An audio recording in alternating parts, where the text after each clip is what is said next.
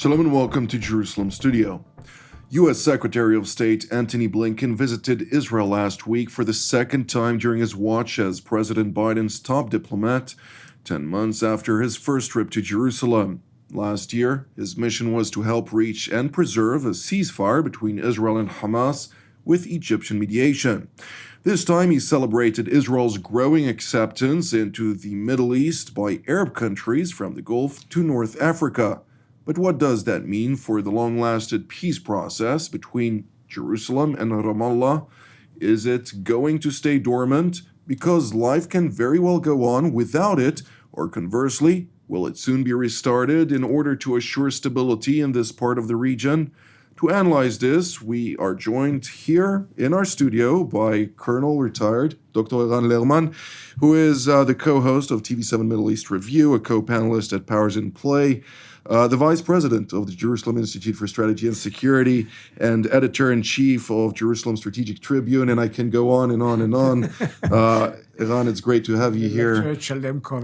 Indeed, as well as our TV7 editor-at-large, host of Watchmen Talk, Powers in Play, and so much more, Mr. Amir. Oren, Amir, let's start today with a question mark. Why is the political process stalled for so long at a time when everybody knows that this unique challenge needs to be resolved one way or another?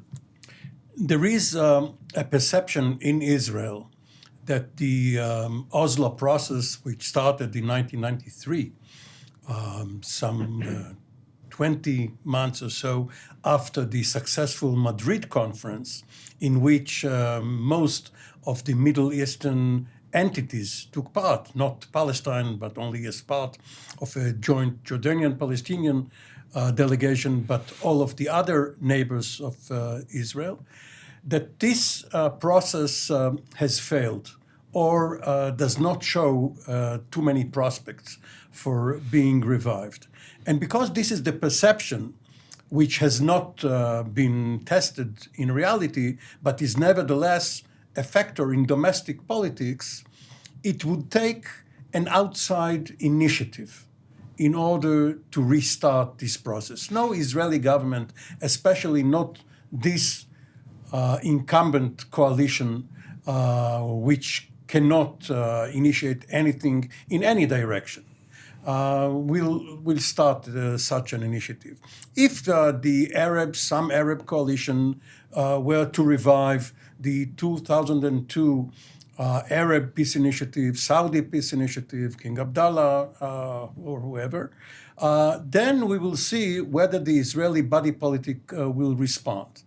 But because Prime Minister Sharon started or restarted something in his disengagement from Gaza as a response to President Bush's roadmap initiative and his intention to recognize a Palestinian state, should it be formed, and because Prime Minister Olmert then followed Sharon by trying the Annapolis process, and he had intended a similar disengagement from the West Bank, but because of his involvement in Lebanon, failed to do it.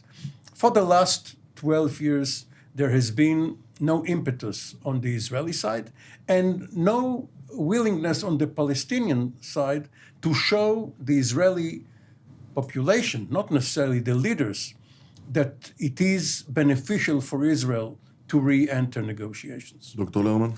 Well, actually, the last serious effort was in 2013 and 2014. We can offer different assessments as to how well it was conducted by the American side by Secretary. It was personally led and managed by Secretary of State John Kerry at the time.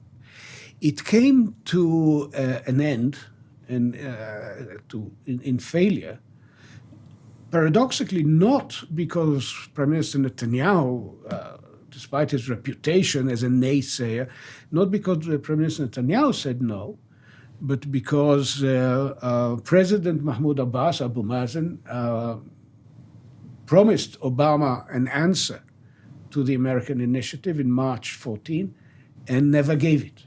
simply vanished. And the reason is an interesting one because it may indicate what may lie ahead.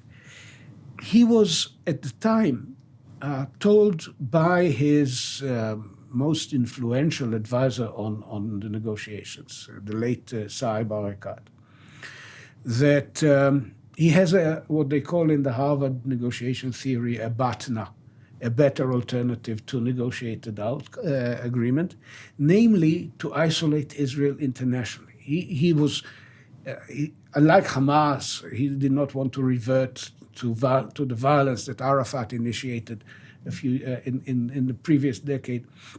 He understands the discrepancy of power. He has no intention of butting heads with the IDF again.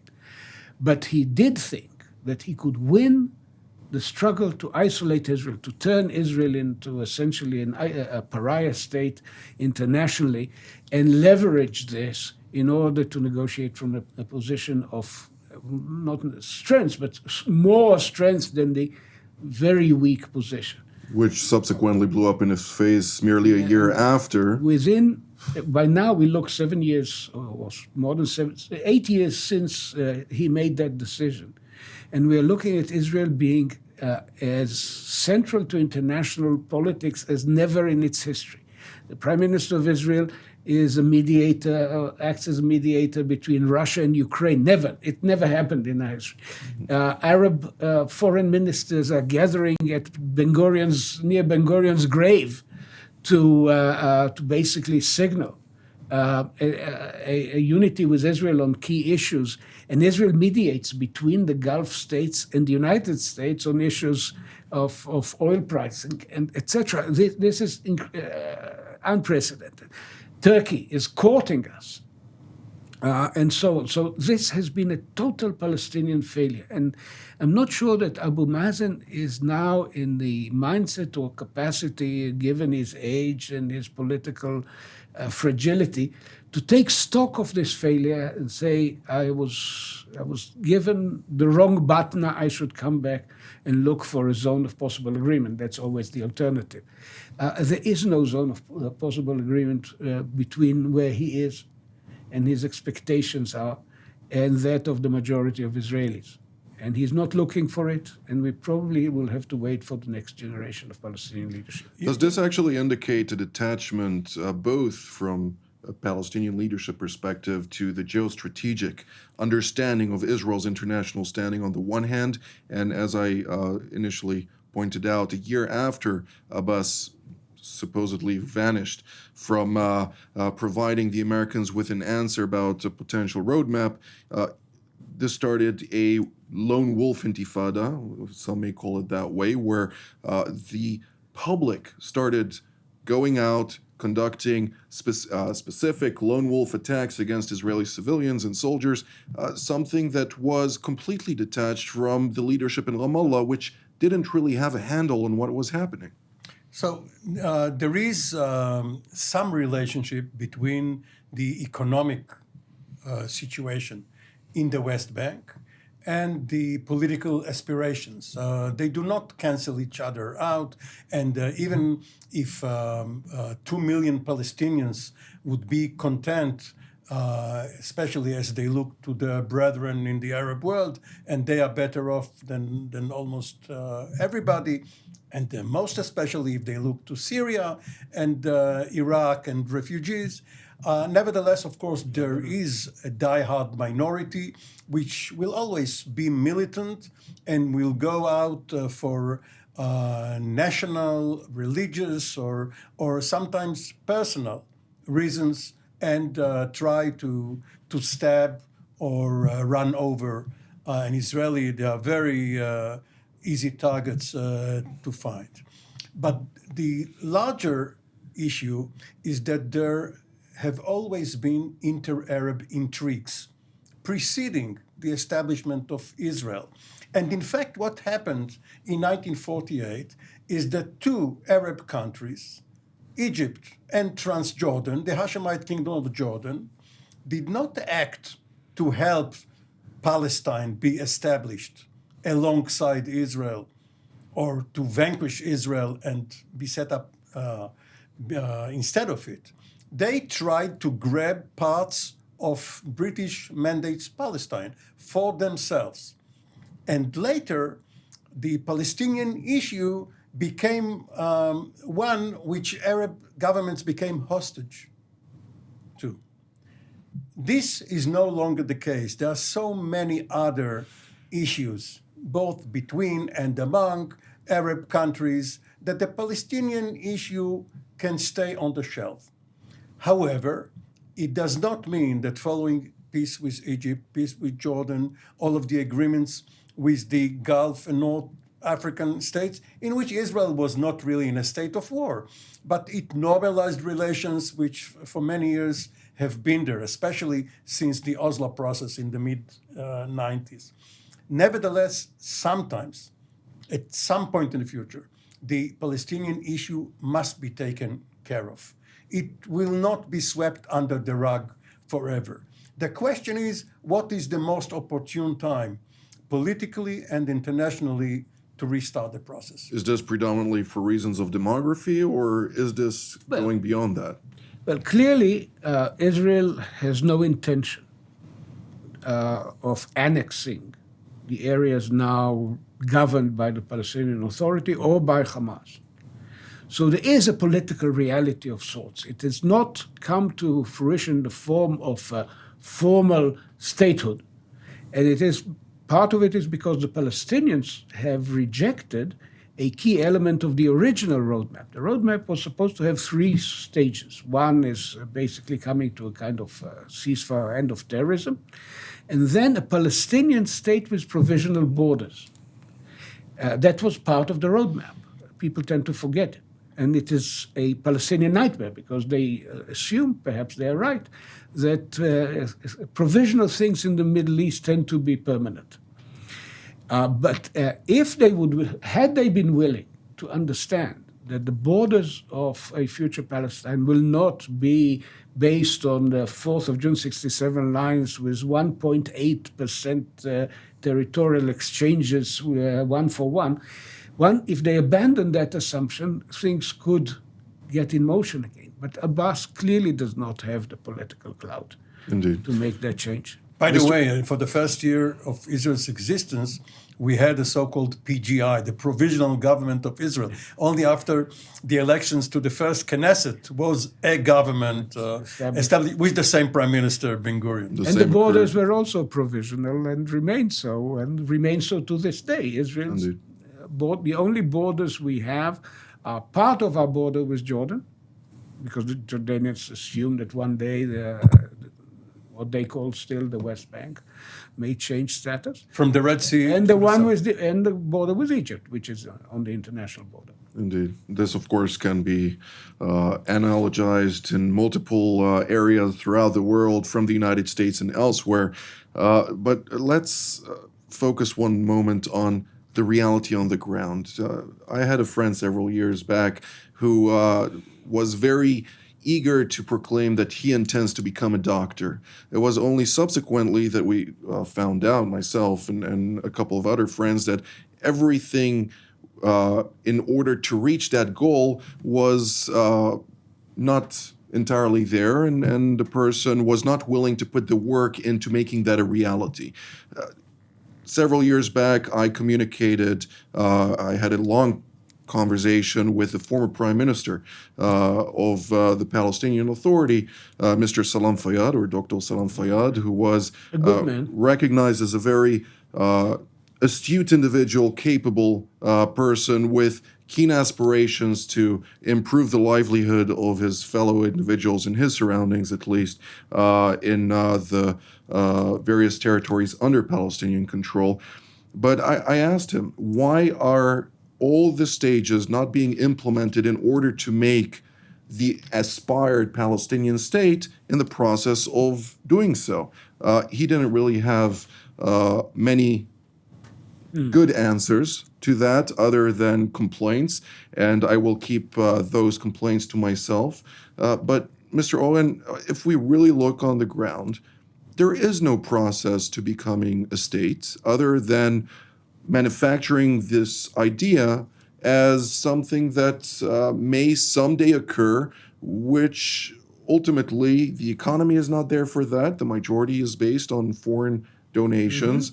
The security apparatus till today is established by EUCOP, which is a European or European-led with the assistance from Canada and elsewhere to trying to establish a concrete law enforcement apparatus that will enable the rule of law to be maintained within those territories. And if you really hear each one of those individuals trying to concretely deal with those subjects, they're all filled with frustration and unable to truly break through.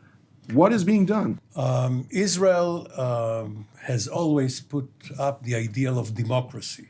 If we only had democratic Arab governments, obviously they would want peace with us, and we will have a better Middle East.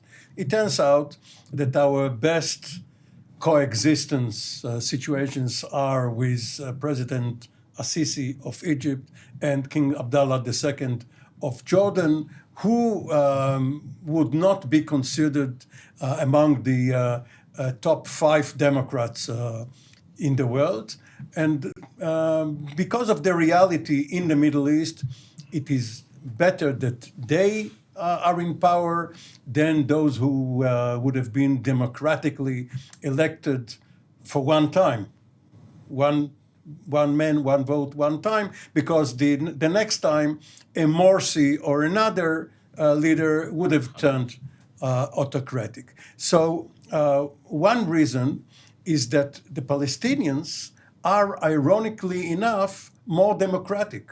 And therefore, the reflection of public opinion and of party organizations there is what we see in the reluctance, the unwillingness of Abbas to reach painful decisions.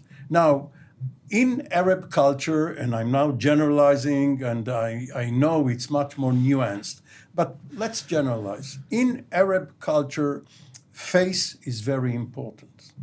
And if you agree to 98% of the other side's claims, you are a traitor.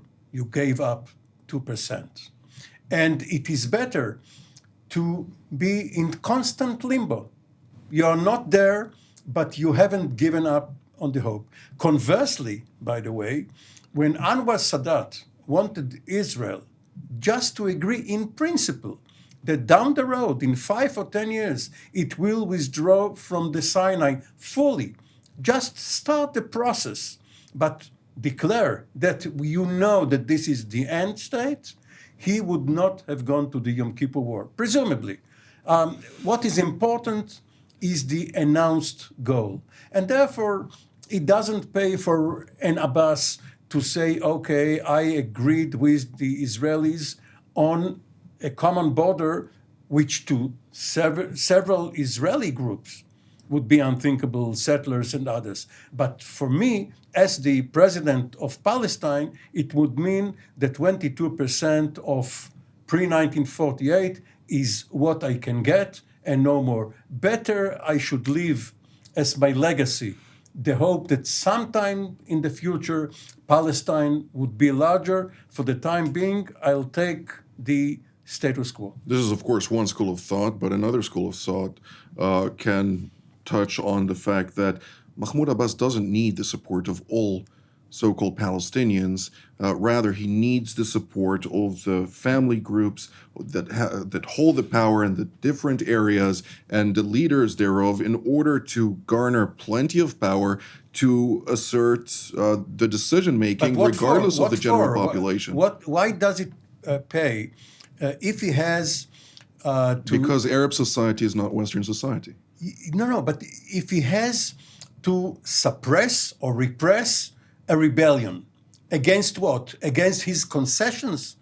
It's not good enough for him. I agree. There's not enough reason for him to take the risks involved in offering Israel significant concessions. And no Israeli government in sight, even if the left makes a miraculous comeback from the dead. And then what killed the left, Israeli left, was the Oslo Agreement. You look at the numbers. Even though the Oslo Agreement never voiced once a state in the making for the Palestinians. No, but the very fact that they chose Arafat as a negotiating partner, that was the kiss of death. The parties that had 56 seats in the Knesset of 92 have been reduced within 30 years to a quarter Indeed. of their size. Now, or less at some points. So that's what's happening on the Israeli side. On the Palestinian side, I think that the real core of professionals, like Salam Fayyad on the economic side, like Faraj in the security side, know very well that for the time being they do not have what it takes to sustain a state. Salam Fayyad had a beautiful plan of preparing for independence. But there was one thing missing. I noticed when I read it carefully, there was no provision for a Palestinian monetary system, for a Palestinian coin. Rather than the Jordanian dinar. Or the shekel. Even in Gaza, Hamas pays its operatives with pictures of Israeli Zionist leaders and poets, because the shekel is what goes. So, and security-wise, I think they know very well that without the nightly IDF incursions, which of course they protest loudly, they would not have been able to sustain stability in the West Bank. So for the time being, conflict management is simply better or more efficient and more workable for both sides. Down the road, things may change. The region may change if the Iranian challenge is seriously beaten back and we live in a world dominated by Israel's friends in the region. Things could change, but this is not the situation. But you know, we have been talking, you mentioned in your introduction the Negev summit, where Blinken, Israeli Foreign Minister Lapid, and their Arab counterparts were celebrating the new American-Israeli-Arab front against Iran. But what happened was that it was overshadowed by a terror act in the Israeli city of Hadera, perpetrated by two Daesh, ISIS adherents, which all of a sudden put it in a different perspective. First of all, Israel, the United States, and Iran are against Daesh. On this particular issue, Israel is indirectly an ally of Iran, its arch enemy.